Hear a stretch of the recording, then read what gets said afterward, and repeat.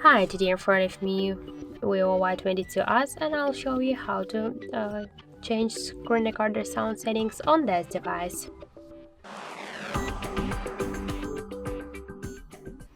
So first let's open the uh, notification panel shortcuts, and after that find here the screen record icon, hold it, and after that just we'll see here record sound section.